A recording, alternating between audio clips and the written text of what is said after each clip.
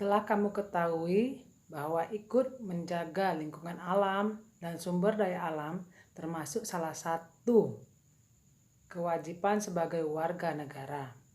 Banyak contoh perilaku yang ditemukan kaitannya dengan usaha-usaha yang dapat dilakukan dengan menjaga lingkungan alam dan sumber daya alam di sekitar kita. Salah satunya adalah dengan mendaur ulang sampah, limbah, atau barang-barang bekas yang tidak terpakai.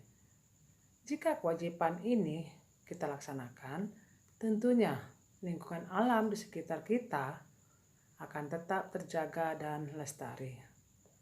Kita pun dapat menghasilkan produk yang berdaya guna. Namun, sebaliknya, apa yang akan terjadi jika kewajibanmu menjaga lingkungan lama tidak kamu laksanakan?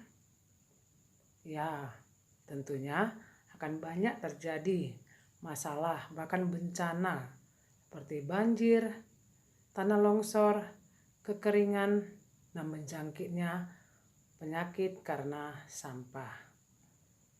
Hal yang demikian juga berlaku pada sendi kehidupan yang lain. Oleh karena itu, pelaksanaan hak dan kewajiban haruslah berjalan seimbang agar kehidupan dapat berjalan dengan aman, nyaman, tertib, dan semua kebutuhan dapat terpenuhi dengan baik pula. Nah, ada beberapa contoh pelaksanaan hak dan kewajiban yang seimbang. Yang pertama, jika hak kamu ingin sehat, maka kewajibanmu adalah menjaga kebersihan lingkungan tempat tinggalmu. Yang kedua, jika kamu punya hak ingin terhindar dari banjir, maka kewajibanmu adalah tidak membuang sampah ke sungai. Yang ketiga, jika kamu punya hak mengingini udara yang bersih, maka kewajibanmu adalah harus menanam pohon. Itulah contoh sederhana pelaksanaan hak dan kewajiban yang seimbang dan dapat dilakukan sehari-hari. Undang-Undang Dasar tahun 1945 telah memberikan jaminan atas pelaksanaan hak dan kewajiban warga negara sehingga tidak dibenarkan jika warga negara hanya melaksanakan salah satunya.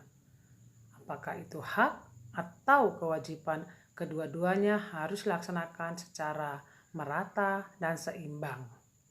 Pernahkah kamu melihat kejadian seorang warga negara tidak memperoleh haknya sebagai warga negara? Atau apakah kamu sendiri mengalaminya? Bagaimana dengan hak kamu untuk memperoleh pendidikan yang layak? Sudahkah terpenuhi? Coba bayangkan jika orang tuamu melarang atau membatasimu untuk bersekolah dan memperoleh pendidikan. Sementara kamu ingin meraih cita-citamu, ingin seperti teman-temanmu yang lain menuntut ilmu setinggi-tingginya. Bagaimana dengan perasaanmu? Apa yang akan kamu lakukan? Dalam masalah ini, jelas bahwa hak kamu sebagai warga negara telah dilanggar. Oleh karena itu, kamu pasti merasa sedih, kecewa, dan marah.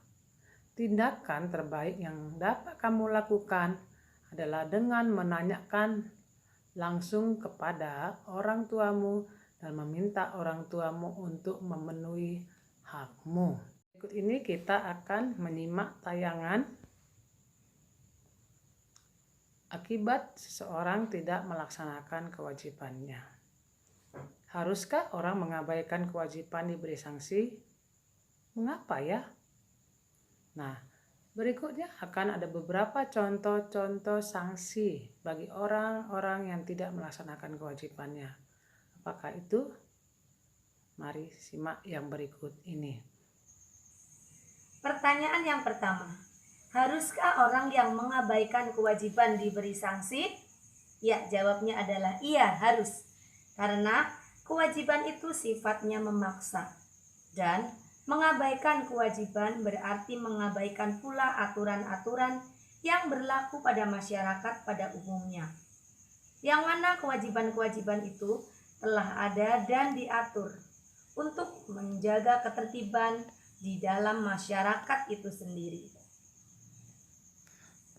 Kemudian yang kedua, contoh sanksi yang diberikan bagi orang yang tidak melaksanakan kewajiban. Ya, yang pertama adalah kewajiban yang dilanggar. Misalnya saja pelanggaran lalu lintas, ya. Misal tidak membawa SIM dan STNK saat mengendarai kendaraan bermotor. Dan contoh sanksi yang diterima adalah mendapatkan tilang dan wajib mengikuti sidang untuk mendapatkan sanksi. Kemudian pelanggaran yang kedua adalah tidak membayar pajak. Dan contoh sanksi yang diberikan adalah akan mendapatkan denda. Kemudian pelanggaran yang ketiga adalah pelanggaran terhadap norma dan etika. Contohnya adalah tidak berbuat sopan santun terhadap orang yang lebih tua. Dan contoh sanksi yang diterima adalah akan mendapatkan sanksi, yaitu berupa gunjingan dari orang lain ataupun dikucilkan dari orang lain, dan orang lain akan memandang rendah dirinya. Kemudian pelanggaran yang ketiga adalah tidak melaksanakan piket kelas. Dan contoh sanksi yang akan diterima adalah akan mendapatkan sanksi yang telah disepakati bersama. Misalnya, untuk membuang sampah yang berada di tempat sampah sekolah selama berturut-turut, misalnya selama 1 minggu. Kemudian yang kelima adalah tidak masuk kerja tanpa izin. Dan contoh sanksi yang akan diterima adalah gaji akan dipotong. Baik, demikian tayangan singkat mengenai akibat seseorang tidak melaksanakan kewajibannya, yaitu akan diberi sanksi. Nah, ringkasan daripada tayangan ini akan kita tulis berupa ayo berdiskusi dari buku BS halaman 146.